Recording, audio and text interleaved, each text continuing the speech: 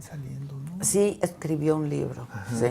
Buenos días. Buenos días. Catrín, ¿cómo estás? Muy buenos días, Adela. Catrín 2.0. 4.0. Es más joven, Comadre, dale, ¿cómo toca estás? el Somos 2.0. comadres. Muy bien, comadre. Oye, quiero aprovechar un paréntesis de mandarle un saludo a personas de Acapulco, Adela, porque estuve allá en una conferencia y no sabes cuánta gente me dijo, incluso hasta en el restaurante, la vemos con Adela y vemos a Adela y seguimos a Adela y la vemos con Adela y tal. Entonces, qué padre, ¿no? Sí, qué la bonito verdad que sí. salimos de estas cuatro paredes. La verdad que sí, que bueno que hay quien nos sigue y quien nos ve. Sí, ¿no? sí.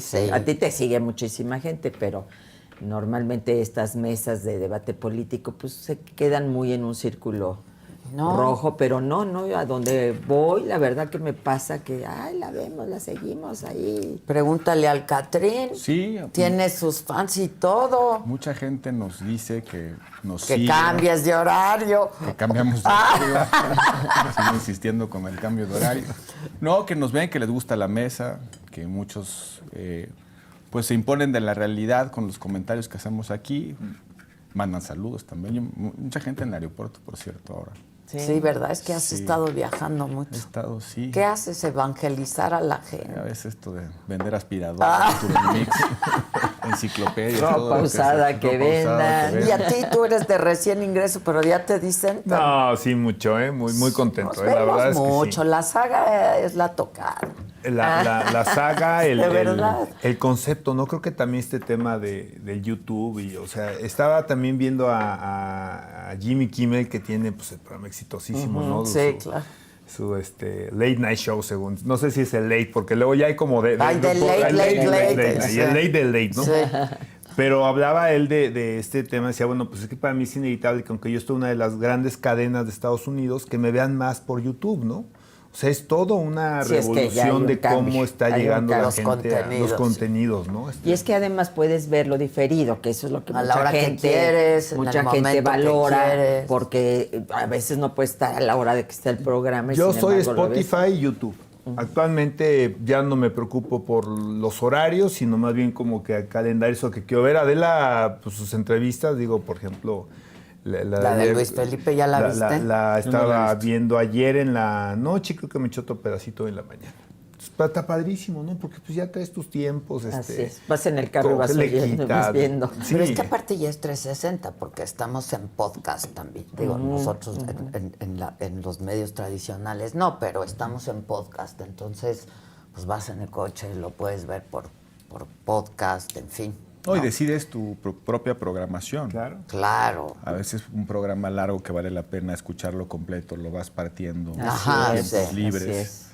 y te permite regresar. Y hay algo que le pasa a los contenidos de streaming, que no pierden vigencia, porque incluso uno se mentaliza a tratar de trascender un poco el día a día. Que no Así sea es. tan Que no sea tan coyuntural, coyuntural, todo. precisamente claro. para que los contenidos duren. Claro.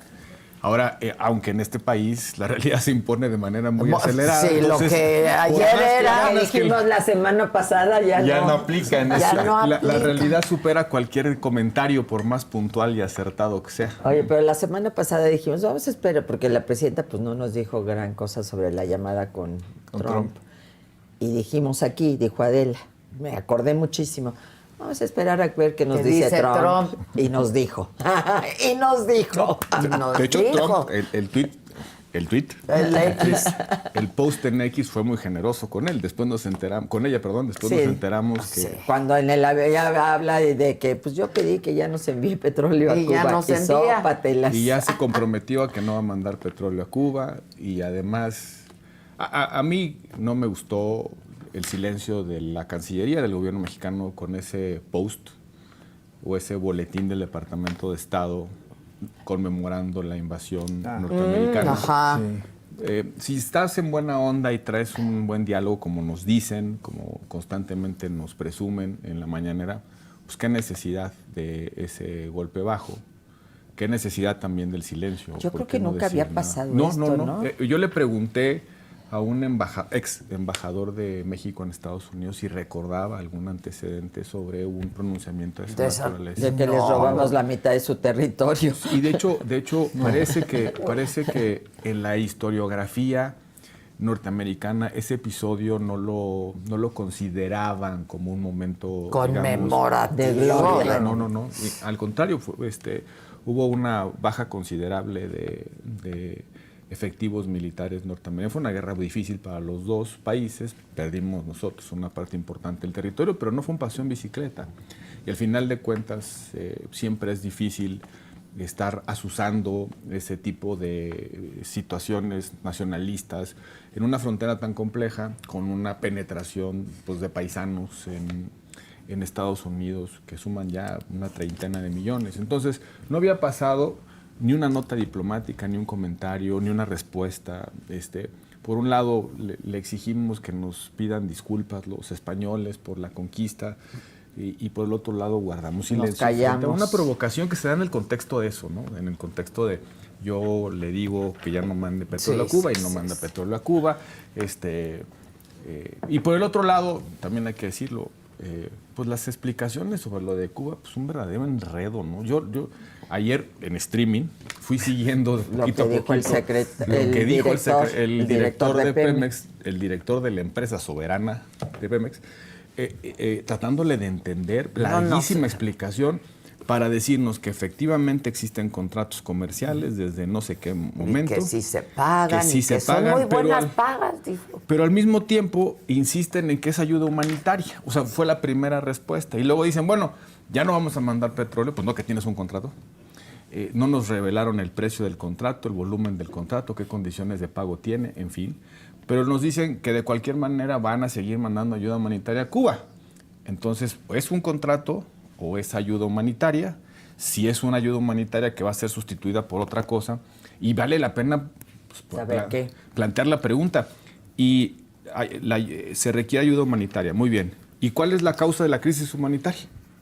La energía, ¿no? No, pero ¿cuál es la causa? Pues, la causa de crisis humanitaria es un régimen autoritario que empobreció. Claro, un régimen. Que digan que la consecuencia pues, requiere una causa, pues se requiere ayuda humanitaria, pues porque el régimen autocrático cubano, comunista, trasnochado, pues ha empobrecido de manera brutal a su población, que necesita la solidaridad del mundo, pues ¿por qué no lo dicen así?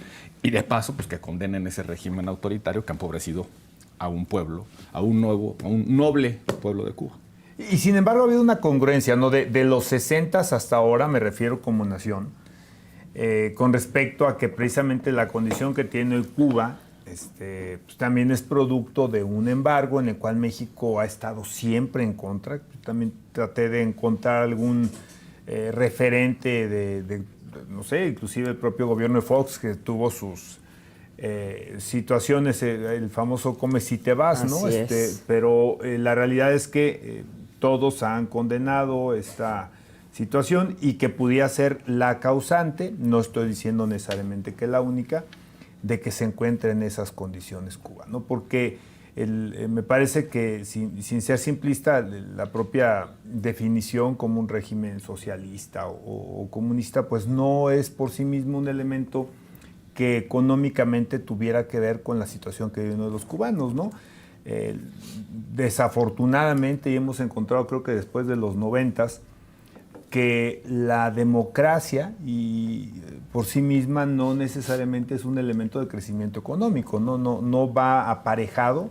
En algunos casos inclusive ha tenido algunos descensos en desempeños económicos, y que hay regímenes naciones que funcionan económicamente con bastante estabilidad, inclusive con bastantes elementos de crecimiento, pero bueno, pues Cuba, el tema que queda como una constante es que sí, México ha condenado justamente este embargo y que puede ser una de las principales causantes por las que Cuba esté en estas condiciones, ¿no? Entonces, sí, me parece que en ese sentido pues es una historia de apoyo en organismos internacionales, de ayuda humanitaria, los temas de petróleo, pero también intercambios de profesionistas, también apertura en términos turísticos, de comercio, no adhiriéndose justamente a este tema del embargo. Entonces, yo creo que había que apelar ahí un poco a la congruencia de la política exterior mexicana con respecto a Cuba, ¿no?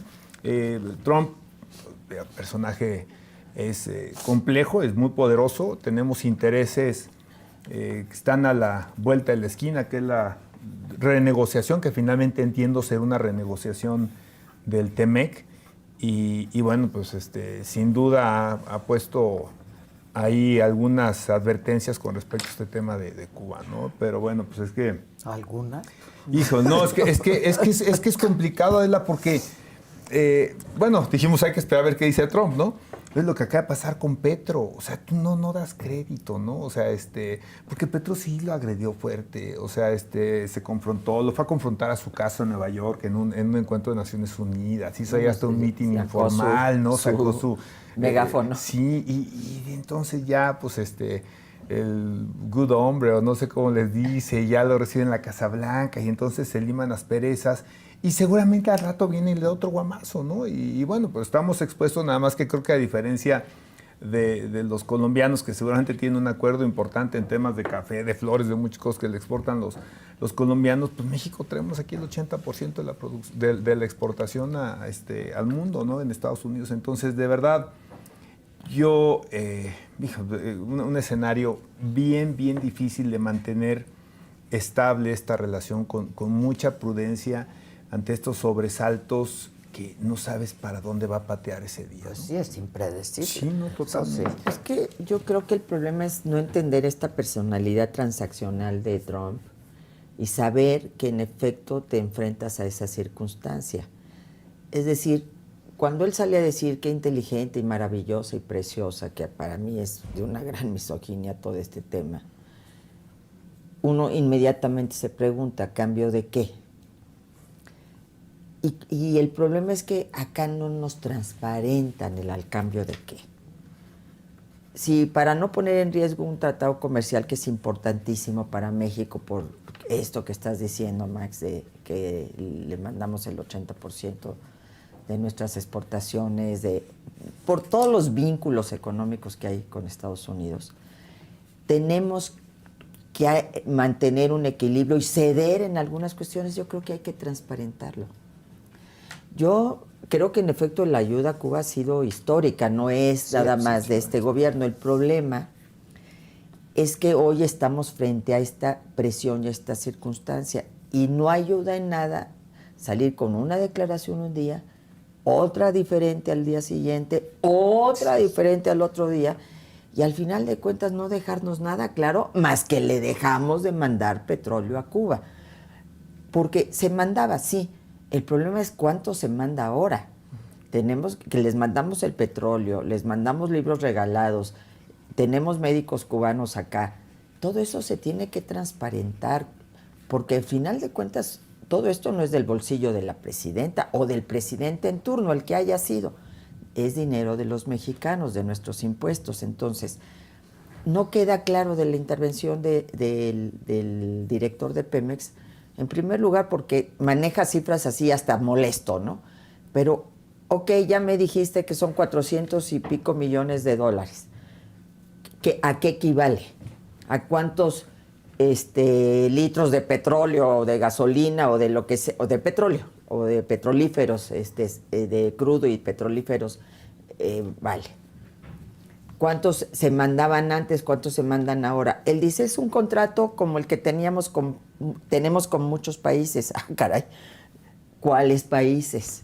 ¿Por qué no nos dicen la información? ¿Por qué no ponen ahí países? A este le vendemos tanto, a este le vendemos tanto, nos paga o no nos paga, nos han pagado o no nos han pagado. En fin, creo que el asunto aquí es, primero, que la presidenta nos dijo que había sido una plática muy amigable y que todo había estado bien y que no se habían tratado otros temas más que de Cuba no, porque expresamente se le preguntó y dijo, de Cuba no habla. Y luego sale Trump a decir, yo le pedí que deje de mandar petróleo a Cuba y ya va a dejar de hacerlo. Y al día siguiente nos entera, ya dejó de hacerlo, que sí, en efecto, se dejó de mandar petróleo a Cuba. Entonces, por un lado, acá nos envolvemos en la bandera y hablamos de ese buen enemigo, y en lo oscurito cedemos a lo que Trump nos está exigiendo. Y a lo mejor se tiene que ceder, es decir, yo no estoy cuestionando eso, porque hay un bien mayor que se tiene que proteger como gobierno, lo entiendo, pero seamos transparentes, porque de todos modos del otro lado nos van a enmendar la plana, es que eso es lo que no hemos entendido. Y a mí me parece muy grave que ya hasta se reunió en efecto con Petro y no ha habido esta reunión con la presidenta Claudia Sheinbaum. ¿Por qué? ¿Hasta qué grado no la quiere ella? ¿No? O No ella quiere. o él. Por la no sabemos. volatilidad de la... Pues sí, pero de todos o sea, modos, estas llamadas que en todo caso, si no queremos ir con dimes y diretes como andamos ahora, pues transparéntenlas, háganlas públicas y ya no andemos con tanta discusión pública de si me dijo, no es cierto que hablamos sobre el tema. Híjole, pues es que ¿cómo estamos en esta circunstancia? Yo creo que conociendo a Trump, más vale salir a decir lo que se habló y punto, Pues, porque él lo va a decir. Y hace como una hora Díaz-Canel agradeciéndole a la presidenta y a Morena sus gestos de apoyo. A ver, Sí, y los ha tenido el PRI, los ha tenido el PAN cuando gobernaron. O sea, sí, en efecto, Históricamente, sí. ha sido yo le di las llaves de la ciudad a Fidel Castro cuando vino en el 2000 a la toma de protesta de Vicente Fox. Pero eso era un momento determinado y una cosa es 1959 y la Revolución Cubana y la lucha contra una dictadura y tal. Y hoy es otro momento histórico en donde en efecto el pueblo cubano, porque si vamos a dar una ayuda humanitaria al pueblo cubano, yo creo que todos estamos de acuerdo con cualquier pueblo. Nada más que aquí pues, realmente le llega esa ayuda al pueblo, que eso es lo primero que tendríamos que preguntarnos.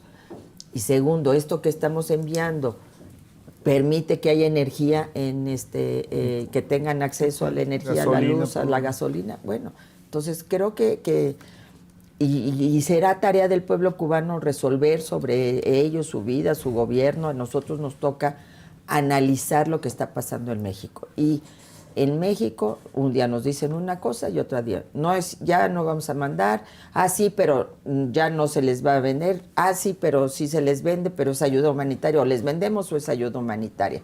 Y no nos queda claro a cuánto asciende esta situación y con qué países. A mí sí me gustaría saber con qué otros países, porque ha disminuido la producción de petróleo en México. Y no entiendo hacia dónde vamos. Tenemos que importar gasolinas, tenemos que... Y la deuda.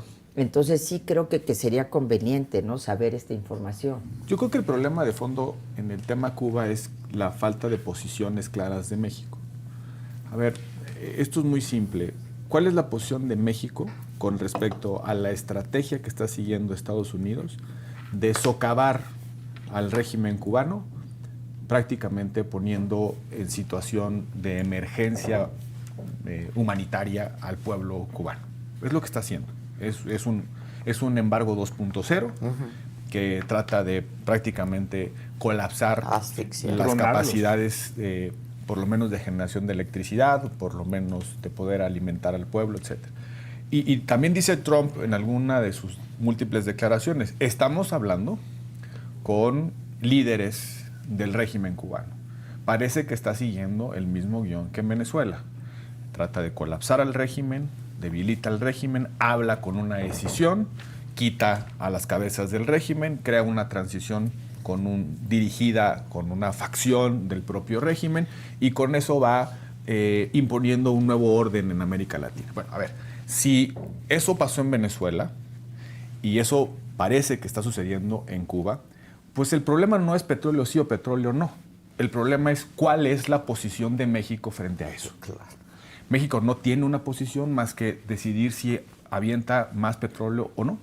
No tenemos una posición histórica con respecto a Cuba, no tenemos una posición histórica con respecto a las transiciones democráticas, no tenemos una posición histórica con respecto a los derechos humanos, no tenemos una posición histórica con respecto a los presos políticos del régimen cubano, no tenemos ninguna posición histórica, más si le abrimos la válvula o no del petróleo mexicano, ya sea por contrato o ya sea por ayuda humanitaria. El problema es mucho más complejo. No tener posiciones, como pasó en Venezuela, no tener una posición frente a la oposición, no tener una posición frente a Maduro, pues nos deja en una situación verdaderamente incómoda. Pero así, una rápida nómina una rápida relación de lo que se le ha concedido a el gobierno de Estados Unidos, que nos hemos enterado por Trump, no por la presidenta. Así es. Rápidamente. No, ya van 92 desterrados. No son extraditados, desterrados. A mí me da mucho gusto que se los hayan llevado como mexicano porque hacen mucho daño los aquí quieres aquí y allá. El problema es que cuando un país renuncia a su legalidad, pues es muy difícil poderle exigir a una contraparte que respete nuestra Pero aparte legalidad. estaban encarcelados, o sea, no es que anduvieran en la calle, ¿verdad? Pero luego nos dicen, O sea, digo, pero nos han dicho que estaban desde las cárceles operando. Entonces, decir, muy soberanos. Claro, nosotros los mandamos, es una decisión soberana no puedes mandarlos. ni cuidar tus pero no cárceles. podemos garantizar la soberanía de las cárceles, el dominio del Estado en las cárceles. Entonces, 92 desterrados. El pago de la deuda de agua. sí, Estamos pagando. eso es tremendo. Y en detrimento de muchos agricultores, campesinos de zonas muy... De la parte del norte del país. La parte norte agroindustrial y no agroindustrial de nuestro país, ahora sí, sin agua va, ¿no? Se restablecen operaciones conjuntas en territorio nacional. De nueva cuenta, presencia de agencias norteamericanas en nuestro país. Nos enteramos, el FBI nos dijo que en realidad no se entregó el que se había entregado, sino que Se un lo operativo llevaron. de los mismos cuates que fueron a Venezuela se llevaron al canadiense. ¿Se acuerdan no mandarle petróleo a Cuba? Le imponemos aranceles a China. Nos aislamos de potencias medias, es decir, decimos que nosotros no vamos a atender la convocatoria de Canadá en Davos, que nos seguimos nosotros en nuestro aislamiento, en nuestra relación, buscando un entendimiento. Dejamos de pedir explicaciones de la extracción del Mayo Zambada. Así nada más son las que me acuerdo, Todas estas decisiones, que son decisiones en las que implica una cesión del gobierno mexicano. De estas sesiones nos hemos enterado por Trump.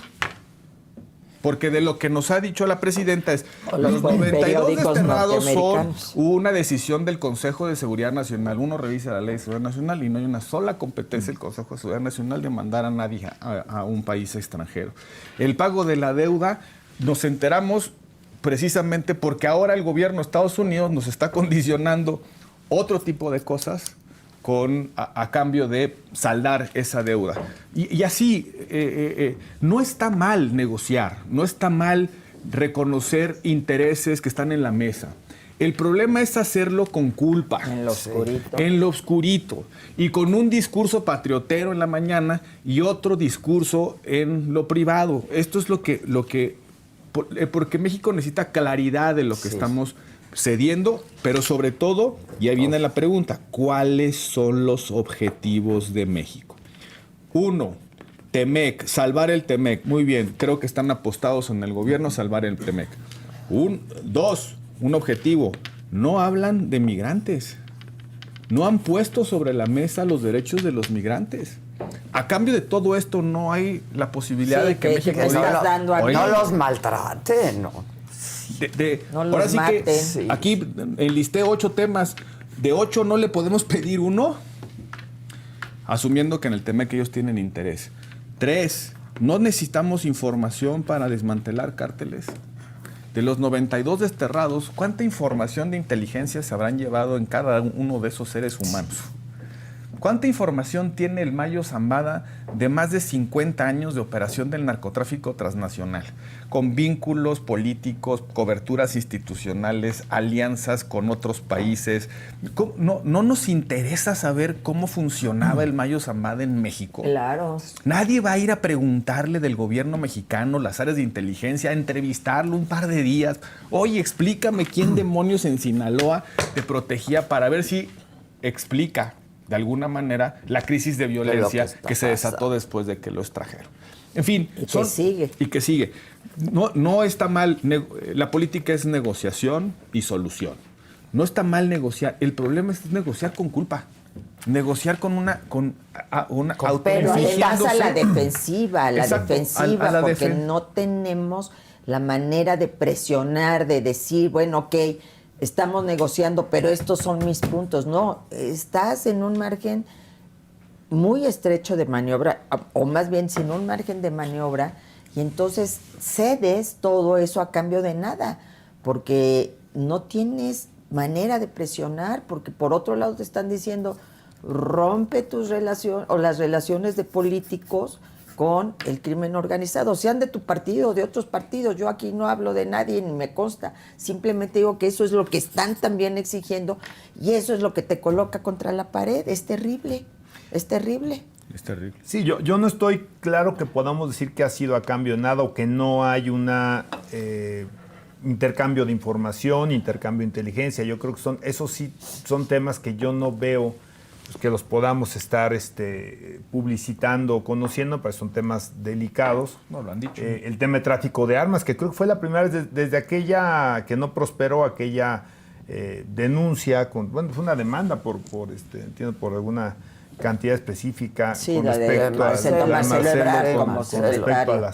armeras. Eso no fue nuevo. No, me refiero a que se intentó por esa vía, pero luego sí hubo un reconocimiento, ya con el gobierno de Trump sí hubo un reconocimiento justamente de que las armas con las que están operando justamente el crimen organizado en México venían de Estados Unidos. En el 2009 se firmó un memorándum de entendimiento donde se estableció un seguimiento y un registro del fabricante hasta el último punto de hallazgo del arma. El problema con las armas es un problema ideológico, político que tienen los Estados Unidos, que lo consideran un derecho fundamental, y te los venden en unos Walmarts en la frontera y de ahí lo canalizan a México. Es un problema... No, me refería a la voluntad que sí hubo de este gobierno, que vaya que es complicado que exista voluntad de este gobierno, particularmente siendo republicano, que tienen todo este vínculo justamente con la Asociación del Rifle, ¿no? Y que al final de cuentas pues, es un derecho que está muy enraizado en los norteamericanos y particularmente, ahí sí hablando del electorado de Trump, justamente los estados que más lo apoyan, pero a mí me parece que sí hay elementos donde hay algunas contraprestaciones, donde hay algunos intercambios y que pues no necesariamente, particularmente los que tienen que ver con seguridad, pues son...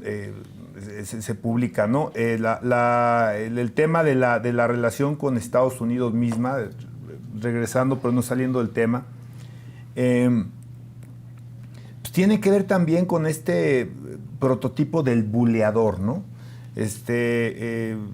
Con Cuba, bueno, pues con Cuba porque puedes hacerlo, ¿no? Pero no lo puedes hacer con China, no lo puedes hacer con Rusia, con los europeos lo hiciste hasta cierto punto, se dieron arancelariamente, pero luego cuando se pusieron ya más firmes con respecto al tema de Groenlandia, pues entonces retrocede, ¿no?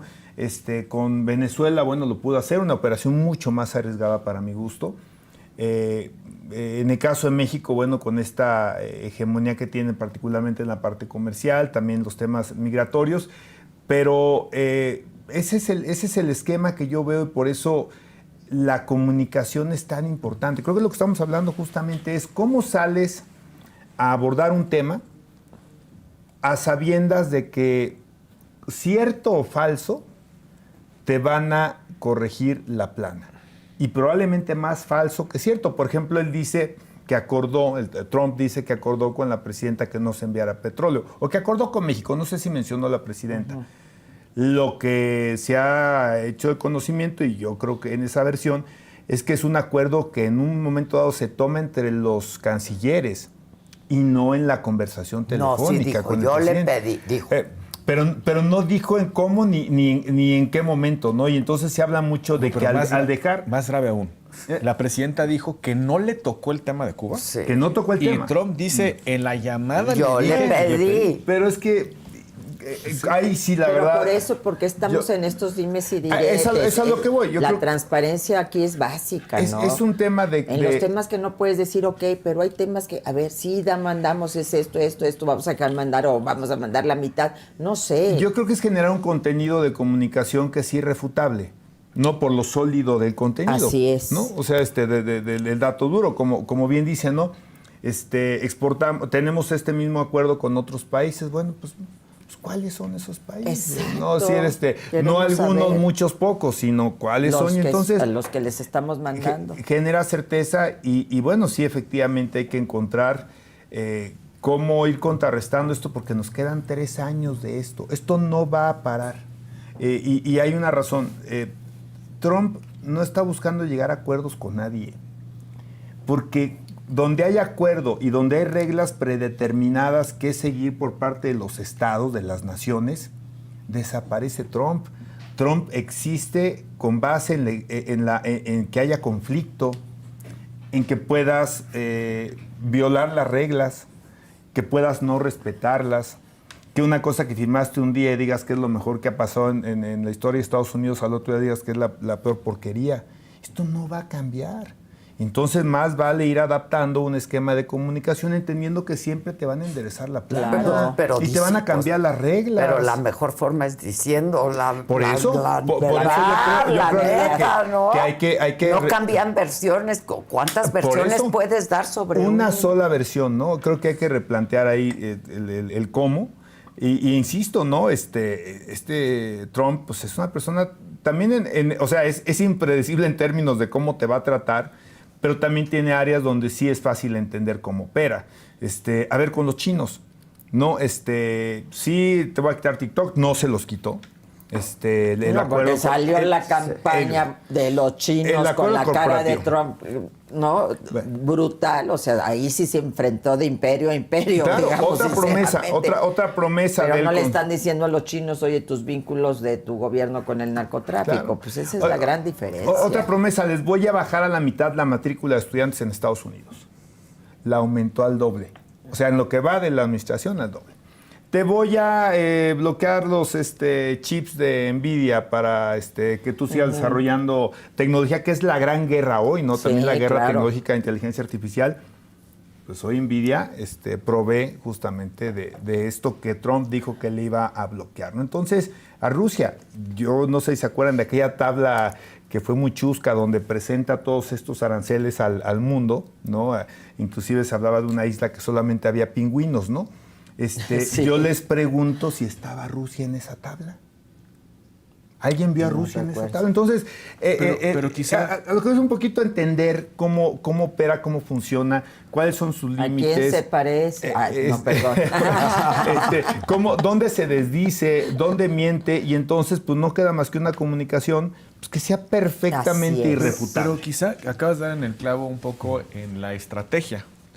Porque yo también coincido contigo en que Trump se ha enfrentado con, digamos, interlocutores que han puesto dura la pierna y ha tenido que recular. No solamente en el caso de China y de los intereses económicos de China.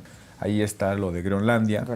Europa puso una posición firme y él tuvo que recular. Mencionas el caso de Rusia, en fin. Y donde ha prosperado su estrategia de imposición, pues ha sido cuando ha encontrado interlocutores débiles. ¿No será que él quizá lo que está explicando, que estemos cediendo demasiada agenda a cambio de prácticamente nada, de salvar el TEMEC, que insisto, tanto le interesa a Estados Unidos como a nosotros, porque está detectando alguna vulnerabilidad en la posición mexicana? Y esa vulnerabilidad nos la están diciendo todos los días. La vulnerabilidad es, voy a citar textualmente a Trump, en México gobierna el crimen organizado, la presidenta de la República lo sabe y no hace nada. Entonces, yo creo que quizá si logramos mejorar nuestras posiciones de salida, en llegar a la mesa con más fortalezas que debilidades, probablemente la negociación sea un poquito más equilibrada. Un poco siguiendo la misma estrategia que tú has relatado sobre otros países que les ha ido mejor. Muchos celebran que la presidenta ha logrado contener la amenaza de los aranceles. Yo creo que es una victoria pírrica. Creo que eso estaba por descontado. Entre otras razones porque los propios intereses económicos no les conviene. Claro. Y porque de todos modos ya nos metieron un montón de aranceles. Ahí están los de la CEL y ahí están muchos otros. Digo, no es nada más lo que ampara el TEMEC, pero todo lo demás. La huella tan importante ya de la manufactura y de la industria, la huella china en nuestro país, pues también está entrando en una circunstancia difícil, en fin. Pero lo que voy es, probablemente México podría mejorar su perfil de negociación, deshaciéndose de las debilidades que están ahí en la mesa. Y eso me lleva pues, a una debilidad que todos los días se impone, que lo vimos hoy en Tequila, Jalisco. Sí. ¿No? Bueno, en Tequila, Jalisco, pues la detención por parte sí es cierto, del gobierno de la República, de un alcalde. Y aplaudible, desde luego, que se haya Sí, hecho. sí, cómo no. De un alcalde que no solamente tiene vínculos históricos. Hoy escuchaba a un dirigente partido de Jalisco diciendo, venimos diciendo esto hace mucho tiempo, en las campañas se salió, este señor tiene antecedentes de muchas cosas. No solamente Vinculado vínculos con el cártel Jalisco, Ajá. sino también comandaba las extorsiones a las empresas instaladas en Tequila.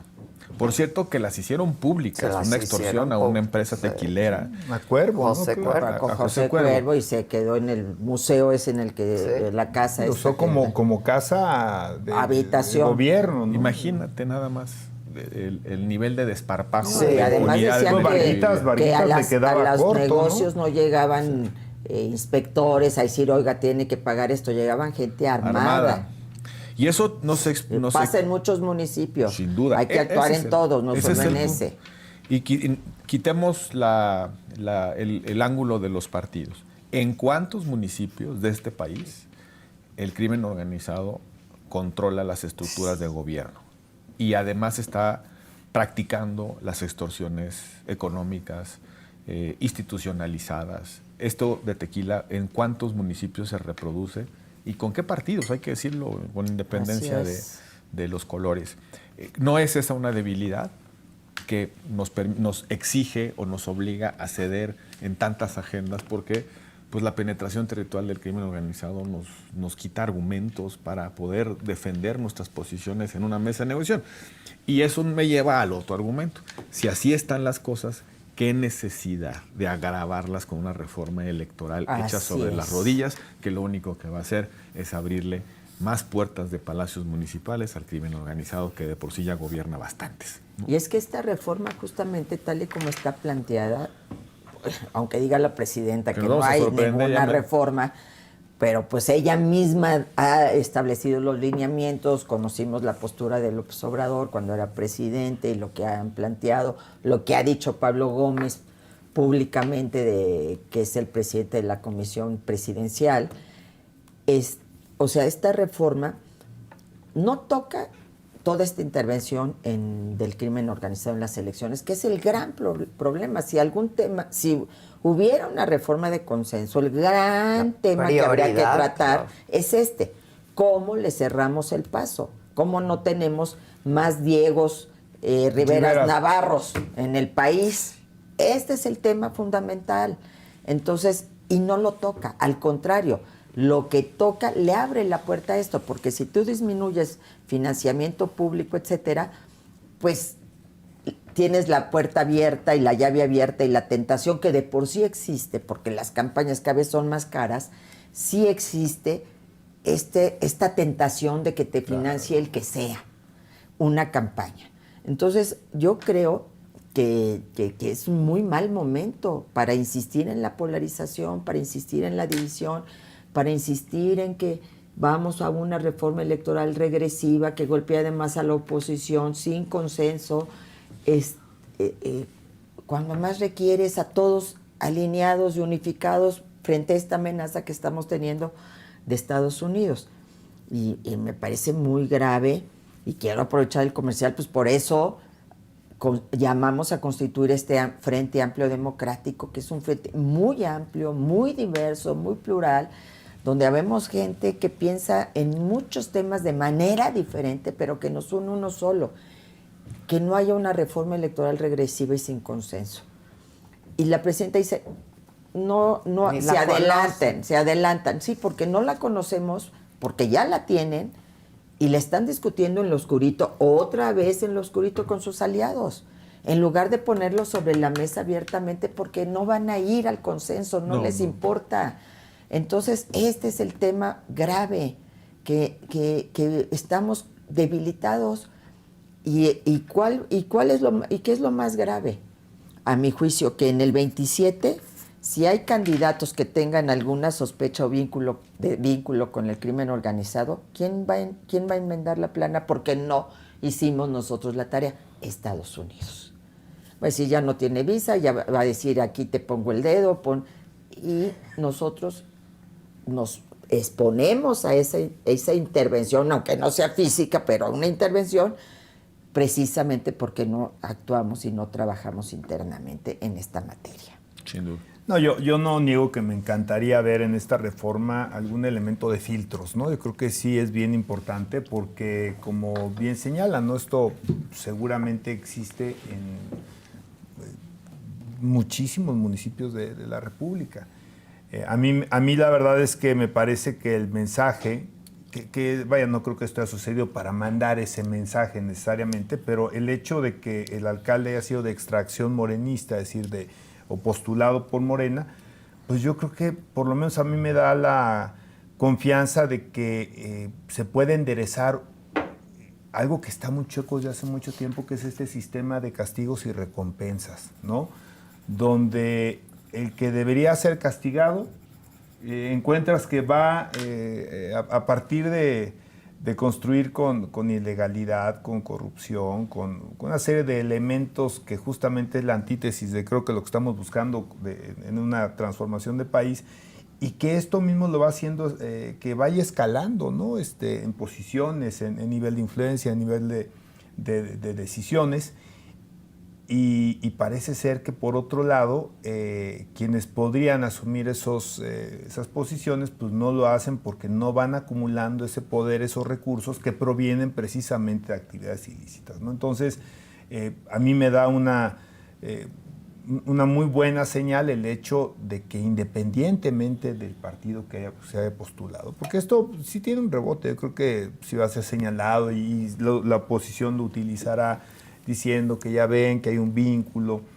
Pues yo la veo aplaudiendo la decisión. Qué bueno, y ojalá que no. Porque yo no creo que haya tanta mezquindad, yo creo que es algo relevante y de positivo. repente sí. Pues sí, no hay quien, como de un lado como del otro. Sí hay, pero a final de cuentas yo creo que es un muy buen mensaje. Esperemos que esto continúe, ¿no? De alguna forma, que se llegue a quien se tenga que llegar. Y que entonces pues también se vaya cambiando ese discurso que tenga menos credibilidad aquí en el extranjero, esto que el presidente Trump ha venido diciendo sobre una alianza. Claramente, en cuanto más de estas acciones se den, pues será evidente que el gobierno no consiente, que el gobierno castiga, que el gobierno persigue y que finalmente, bueno, están donde deben estar, que es en la cárcel, ¿no? Pero es que esto no surgió ayer. O sea, lo de tequila... meses. Lleva meses discutiéndose y meses negándose, por cierto. Pero ahí en Jalisco, también en la elección pasada, en un municipio, mataron al candidato. Un candidato que había sido amenazado, se hizo el conocimiento de la autoridad las amenazas del candidato, nunca se le brindó protección, lo mataron. En ese municipio... el espacio de influencia del cártel Jalisco Nueva Generación, en ese municipio, gana Morena. Se hace un recuento de votos y no aparece el 50% de las boletas electorales. Por amenazas nadie impugnó.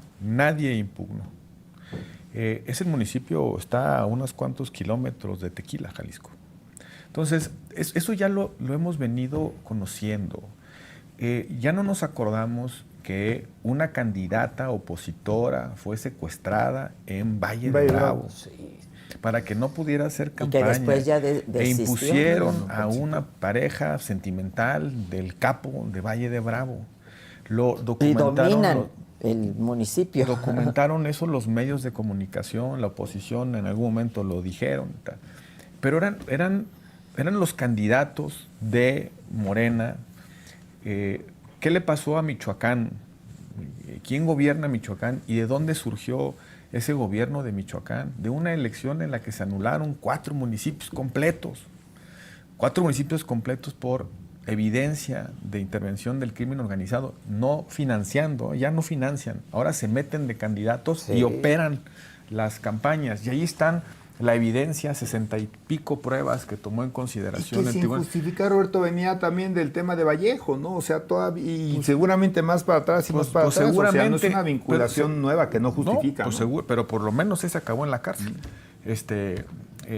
Ahí entiendo que varios exgobernadores de Michoacán acabaron en la cárcel, secretarios de gobierno y secretarios de finanzas, pero creo que la reflexión de fondo es que no está alcanzando las reglas del sistema electoral, del sistema político, para prevenir que Ese es el punto. para blindar que el crimen captura a las instituciones, capture a los gobiernos. Y cuando el crimen captura a los gobiernos, pues ya nadie te puede defender. Pues es que, ¿cómo te defiendes del criminal? Ni modo que vayas a la autoridad, que es parte del crimen, a pedirle auxilio para que te ayude del crimen. O a denunciar. No te puedes defender que Sinaloa está en una guerra.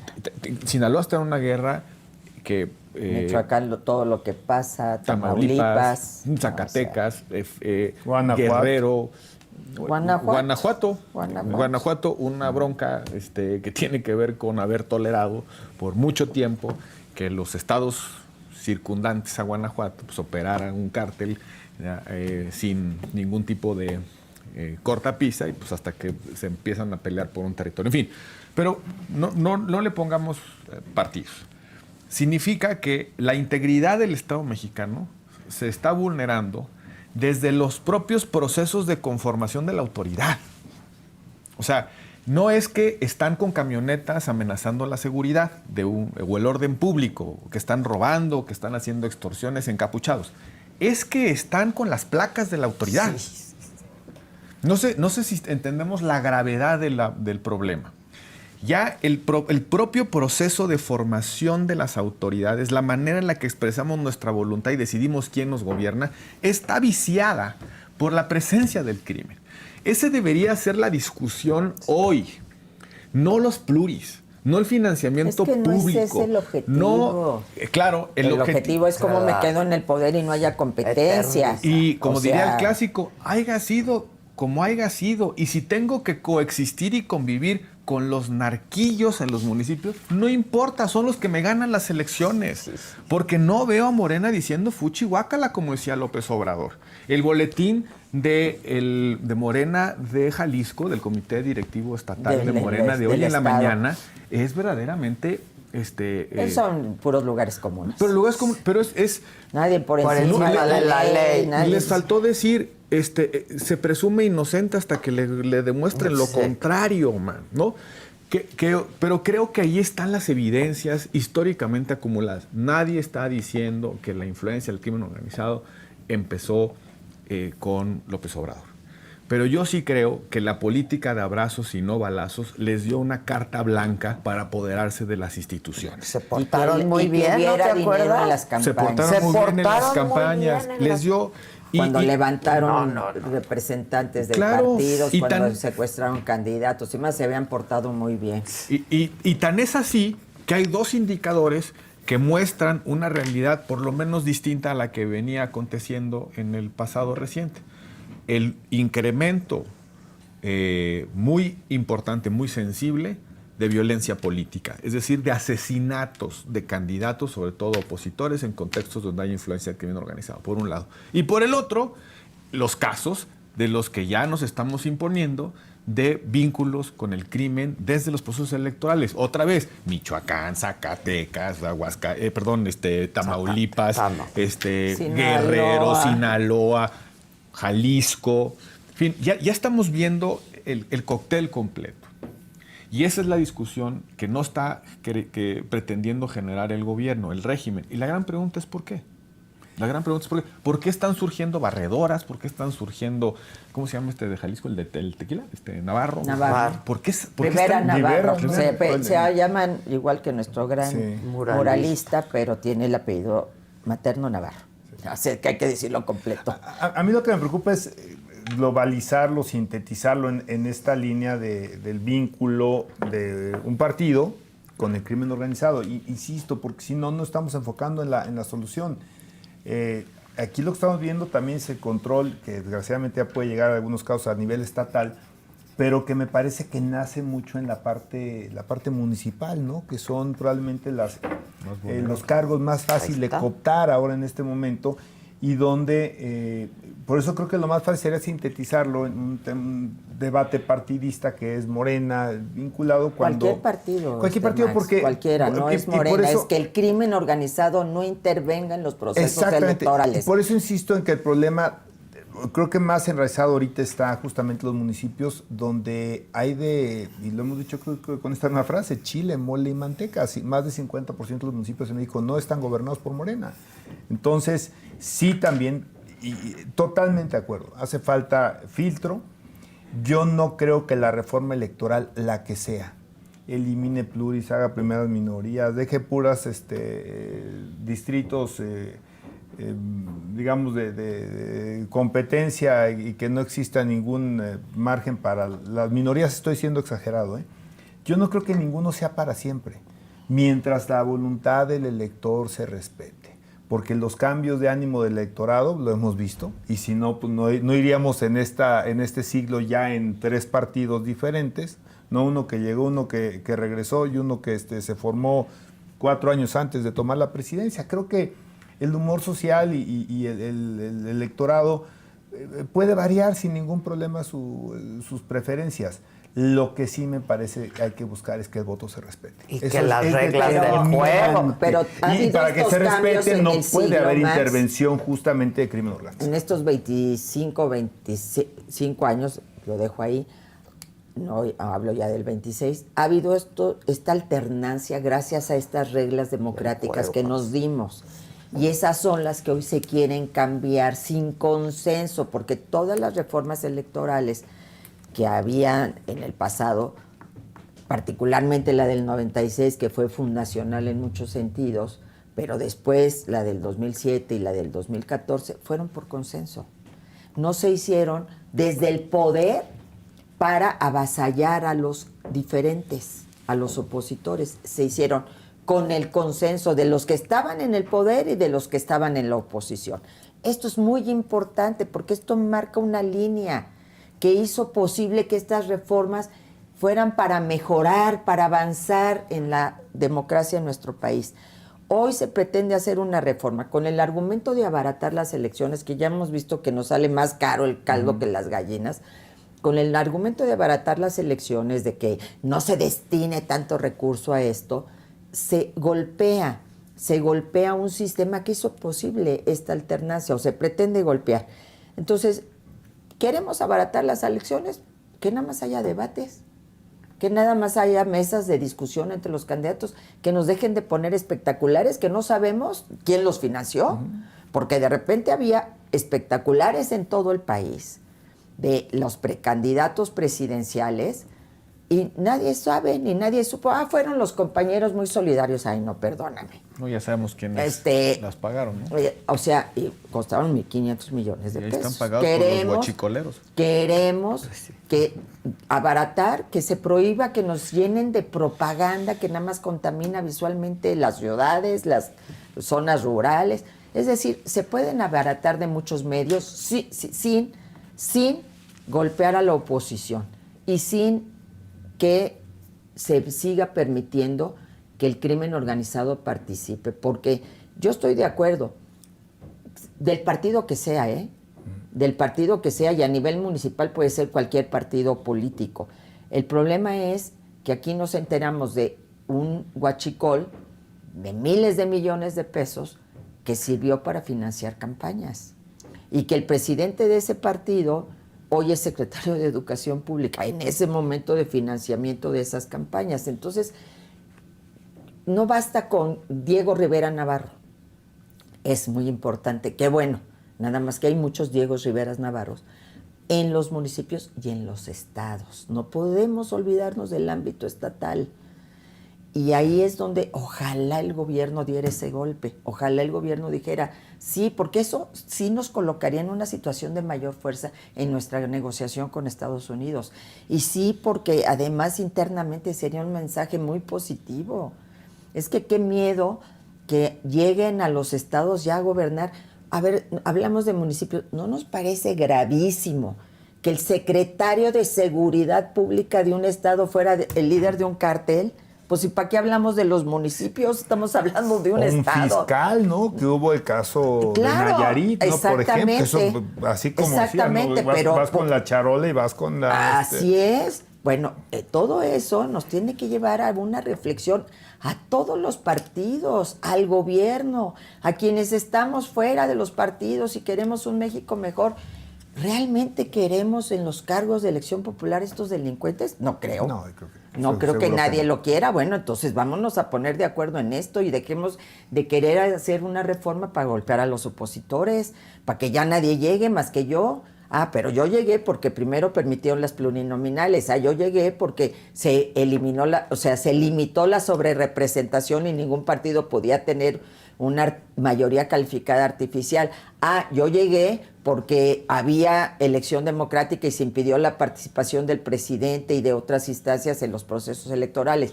Yo llegué porque ya no me cobraron los spots en la televisión. Yo llegué por todo eso y eso es lo que hoy quiero desmantelar. Qué chistosos, traicionando una lucha. Yo ahora que estuve en Guerrero y lo platicaba y decía, a ver, si alguien aportó muertos, se llama Guerrero, a esta lucha democrática. Entonces creo que no podemos realmente hacer como que este tema no existe. Existe, es una realidad. La gente, a mí me decían ayer en Acapulco, nosotros nos extorsionan desde el momento en que abrimos la cortina y la tenemos que cerrar, somos extorsionados por el gobierno, por los gobiernos municipales, no solamente por los gobiernos.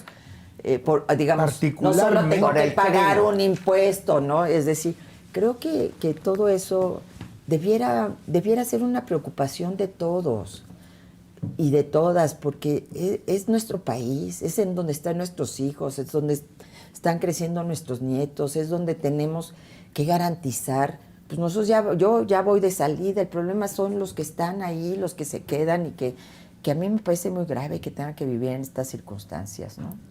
Todas las reformas electorales que ha habido en nuestro país han tenido un hito que las explica.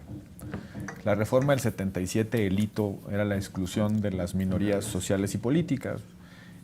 Un momento relevante de esa discusión es la elección en solitario de López Portillo en 1976. Las minorías no tenían cabida en el espacio de representación. Entonces, ese hito generó una reforma para reconocer la pluralidad del país. El hito de la elección del 88 condujo a la discusión sobre las reglas de competencia político-electoral. Se crea en el 90 un organismo profesional descentralizado que se llamaba el antecedente del IFE. Ese hito, la elección del 88, provocó una discusión sobre reglas de competencia justa. Luego vino la discusión sobre la autonomía y de la equidad. 1994, Zedillo, una de las primeras declaraciones que hace, la competencia, la elección fue justa pero no equitativa. Y viene toda la discusión de cómo emparejamos el piso parejo. La elección traumática de 2006, la discusión donde gravitó la neutralidad que se deben los gobiernos y los intereses económicos. E hicimos un sistema completamente distinto de medios de comunicación política. Se establecieron límites y controles al financiamiento privado para resolver ese trauma de la elección del 2006. Ese hito provocó una reforma. Luego vino la reforma del 2014. ¿Cuál era el hito? Que había una organización, un estándar de calidad en la organización de las elecciones federales y otro muy distinto a las elecciones locales. En Coahuila podía haber prácticamente un partido hegemónico porque ahí se robaban las elecciones. No había una autoridad independiente, autónoma, profesional que podía contener la intervención del gobierno. Se crea el INE, pasa del IFE a una autoridad electoral nacional con reglas más o menos homogéneas para todo el país. La gran pregunta es ¿cuál es el hito de una posible reforma en 2026? Yo creo que no hay otro más que la integridad institucional de México. Es decir, que no lleguen por las vías democráticas los criminales. Si ya se apoderaron del territorio a fuerza de balazos, que no se apoderen del Estado mexicano a fuerza de votos fraudulentos, de financiamiento ilegal, de coacción, de coerción, de captura de esas instituciones. Es muy simple. Entonces no necesitas borrar estas etapas de aprendizaje histórico para resolver un problema. De la que ha sido parte, además, de esa lucha. Y en todas esas etapas, en todos esos hitos, la izquierda ha tenido una posición que explica el resultado. Donde no tiene una posición es qué demonios hacemos con la realidad de que los criminales... Esa izquierda. Esa izquierda. Pero porque habemos otros. No, esa izquierda. Me refiero a esa izquierda. Yo insisto que es algo que tiene que venir. O sea, totalmente de acuerdo. No creo que sea lo único. Entiendo que normalmente lo detona... Normalmente la oposición, ¿no? O sea, las reformas electorales generalmente son construidas principalmente por demandas de oposición. Pues sí. O sea, esta es la parte un tanto, De agravios. cuanto atípico.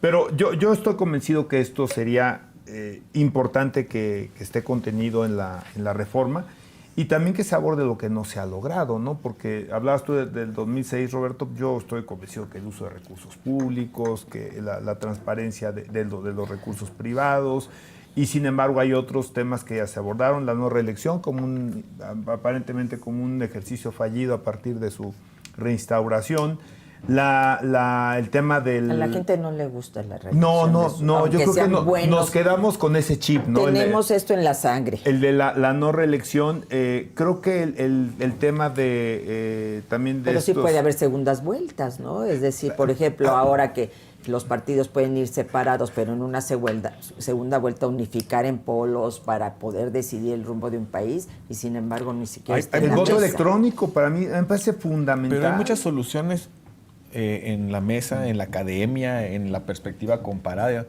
El tema es, ¿cuál es el problema que quieren resolver con la reforma electoral? Porque nos hablan de reducción de costos. A ver, esto es una gran contradicción. Por un lado nos dicen que hay que aumentar las ocasiones en las que los ciudadanos van a las urnas, a la consulta, al aeropuerto, a la pregunta revocación sobre los expresidentes, a la revocación de mandato, a la elección judicial. Entonces, el régimen mayoritarista que se ha instalado en el país dice, el ciudadano tiene que ir muchas veces a las elecciones, ¿no? Bueno, tienen la opción de ir muchas por veces. eso, pero es más como un derecho. Pero como se una hacen las obligación. elecciones. Elecciones en todo, que todo su gran solución es... Eso cuesta. Eso Más que cuesta. solo son las cuesta. consultas que ellos quieren. Claro, Pero entonces lo que es hemos- una contradicción es más procesos electorales para decidir más cosas con menos presupuesto. ¿Cómo se hace eso? Por eso insisto en el voto electrónico. Hay muchas figuras de participación ciudadana que son derechos de los ciudadanos que hoy no se Pero pueden el llevar a voto cabo. electrónico Tiene no sus- permite acordeones, mi querido Max. No, Pero y sí tiene hackeos. otros Sí, hackeos, sí, tiene sus hackeos. propios críticos, ¿no? Pero yo lo veo ahorita con las herramientas de participación ciudadana, donde sí hay ciudadanos que quieren que ciertas decisiones de gobierno se les consulten, y cuando se abre la posibilidad, el primer obstáculo cuesta dinero. Pues es que cuesta Y dinero. no se hace. Para que se Y hagan no con se calidad, hace. se cuesta dinero. Pero sí Sí, se han pues, hecho, sí por ejemplo, cuesta. yo recuerdo ahorita el caso en Zacatecas de que querían hacer un segundo piso en una ciudad que es patrimonio y la gente lo paró. No, yo sí creo en estos instrumentos de participación ciudadana. El problema es que no pueden ser indiscriminadamente los temas que solo el gobierno quiere consultar. No, son instrumentos de participación ciudadana, es decir, lo que los ciudadanos queremos que nos consulten, no lo que el gobierno quiere en el espejito. Validar. Yo acabo de ver dos, uno de un teleférico y uno de una municipalización del servicio de agua. Ninguno se pudo llevar a la consulta ciudadana porque pues, el primer argumento fue pues, va No a hay costar. dinero. Y entonces quien no quería que se llevara a cabo, pues aventó algo que es muy vendible, ¿no? Con eso podríamos hacer Tres centros de salud. Y se acabó el asunto. Pero eso es lo mismo que nos dicen desde la presidencia y desde el púlpito presidencial, es que cuestan mucho y con eso se podría hacer esto. Sí, pero más nos ha costado abaratar el tema de salud y se nos está muriendo a los niños hasta de sarampión. Más nos ha costado abaratar X, Y o Z y estamos pagando costos enormes. Entonces es un discurso muy tramposo, por decirlo así. Entonces creo que está muy bien, siempre y cuando sea por consenso y siempre y cuando sea para mejorar. Porque mira, en el 2007, gracias, como tú dices, a la oposición, particularmente el plantón de López Obrador en Reforma, se hizo, en la Avenida Reforma se hizo esta reforma para que ya el presidente no pudiera intervenir en los procesos electorales. Y los Cállate, empresarios. chachalaca, ¿no? Y los empresarios que hicieron la campaña de un peligro para México, cuestión que incidió definitivamente en la elección del 2006. Ok, se hace esta reforma, se acepta desde el gobierno PAN que haya un sentido progresivo de la reforma. ¿Y quién violentó esa regla? que fue producto de su propio López plantón. Obrador. Quien intervino todos los días apoyando a su partido, a Y su descalificando candidata, a la candidata generando sus opositora. corcholatas, diciendo después quién iba a ser la candidata a la presidenta, al Senado, al diputado, al de no sé qué, quién en el gabinete. O sea, por Dios. Los medios públicos. El que había dicho, cállate, chachalaca. Entonces, pues sí, tampoco es que, wow, nos dice la presidenta, es que yo no he dicho en tono burlón que no me parece apropiado de una jefa de Estado, por cierto, con relación al desplegado del Frente Amplio Democrático. Pero que dice, yo no he dicho que no haya autonomía. No lo dijo ella, lo dijo Pablo Gómez, pero, pues sí, puede seguir siendo este INE controlado, ¿no? Porque el Senado puso a gente que salió otra vez de una tómbola, que estaba vinculada a ellos, que tiene a todos sus familiares viviendo del gobierno y que pues permite acordeones, permite que no haya programas de resultados preliminares, permite que no le den dinero y entonces en lugar de casillas instalamos centros de votación, permite todo lo que se le antoja al oficialismo para manipular un proceso electoral como fue la elección judicial, etcétera. Entonces, pues igual ni lo necesitan, con todas estas trampas que se están haciendo, que son contra las que luchamos. Son contra las que luchamos. A ver, hablan, firman el desplegado de los privilegiados, no privilegiados, los que hoy están en el poder de esta lucha que dimos muchos. Y que gracias a esa lucha hoy están en el poder. Ellos son los privilegiados. Ellos son los beneficiarios de esta lucha. Y hoy la están traicionando. La quieren traicionar. Ojalá me equivoqué, ojalá nos equivoquemos y la reforma sea, vamos a frenar el paso del crimen organizado, vamos a lograr que las elecciones sí nos cuesten menos, pero sin que se sacrifique la pluralidad, la diversidad de este país, que la oposición tenga voz. Pues digo, ojalá, pero la experiencia que nos dice que desaparecieron organismos autónomos, que fueron una reforma judicial, que etcétera, sin los consensos y con una mayoría artificial. No hay para ser ingenuos. ¿Qué cosa razonable y socialmente útil puede salir de la pluma compartida entre Arturo Saldívar, Pablo Gómez y Jesús Ramírez? Pero yo les quiero decir que este tema que se hace crítica hoy del INE, que se hace crítica inclusive del Tribunal Electoral, lo hemos vivido en muchos estados. O sea, esto no es nuevo. No lo dudo. O sea, esto no es nuevo y yo les puedo Pero decir, habíamos logrado que en lo nacional no. pero en lo local nos pegaban una tunda de aquellas. Por eso, y no estoy hablando de un estado en particular, pero esta posibilidad de desaparecer los tribunales locales y también, me refiero a los electorales evidentemente, y de desaparecer los soples ante, primero los tribunales, porque siempre se acababa en una segunda instancia, que era la sala regional, precisamente por la cooptación que se tiene por parte de los gobiernos. Ahí nos encontramos en la gran mayoría exfuncionarios públicos de los gobiernos que los proponen y que los cabildean, inclusive aquí en la Cámara de Diputados y en el INE, en la Cámara de Senadores.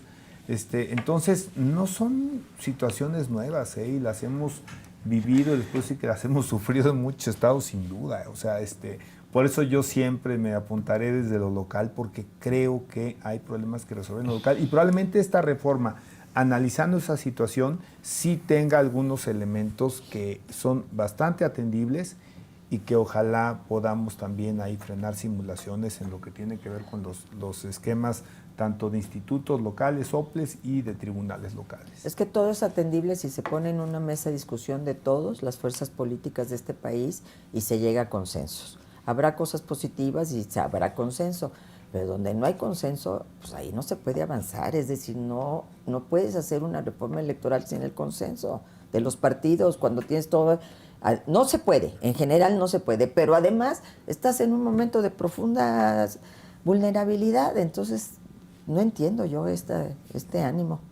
Me parece totalmente fuera de cualquier racionalidad de una jefatura de Estado, pues. Para concluir. Sí.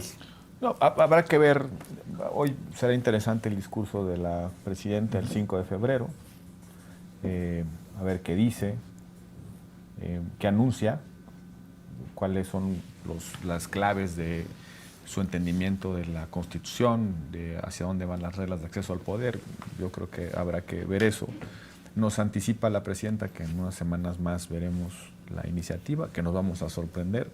Que va a ser este mes, dijo. Sí, sí, en 2 semanas. Digo. Yo ya perdí el sentido de la sorpresa, a mí ya no me sorprende mayor cosa.